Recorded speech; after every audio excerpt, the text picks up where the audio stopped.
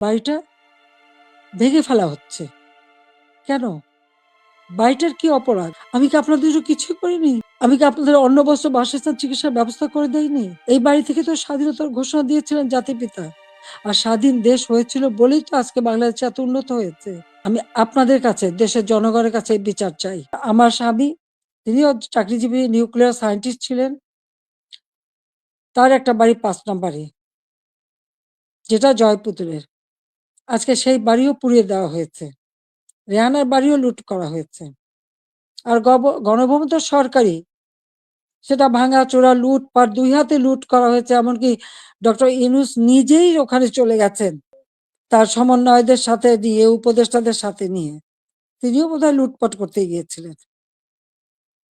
আর ৩২ number, এটা তো আমরা কোনো ব্যক্তিগতভাবে ব্যবহার করিনি।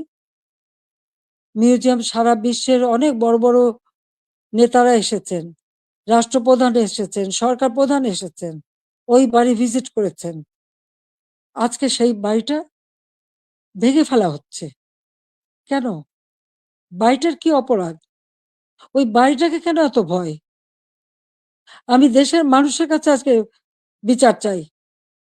আমি দেশের জনগণের কাছে বিচার চাই। বলুন আপনারা, আমি কি আপনাদের জন্য কিছুই করিনি?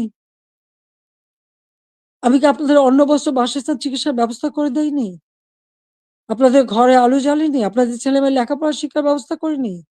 রাস্তাঘাট, পুল, ব্রিজ করে আপনাদের যোগাযোগের ব্যবস্থা, কর্মসংস্থানের ব্যবস্থা করে দেয়নি? তাহলে কেন এই অপমান? কেন এই বাড়িটা ভাঙা হবে? এই বাড়ি থেকে তো স্বাধীনতার ঘোষণা দিয়েছিলেন জাতির পিতা। আর স্বাধীন দেশ হয়েছিল বলেই তো আজকে বাংলাদেশ এত উন্নত হয়েছে। তাহলে এই বাড়ি কারা ভাঙে?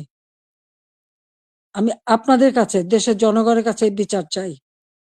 আমি ছাত্র সমাজের কাছেও এটা বলবো যে যারা বিভ্রান্ত করে তোমাদেরকে বিভ্রান্তির পথে নিয়ে গিয়েছিল, ওই সাধারণ ছাত্রছাত্রীদের প্রতি তো আমাদের কোনো রাগও নেই, কোনো অভিযোগও নেই।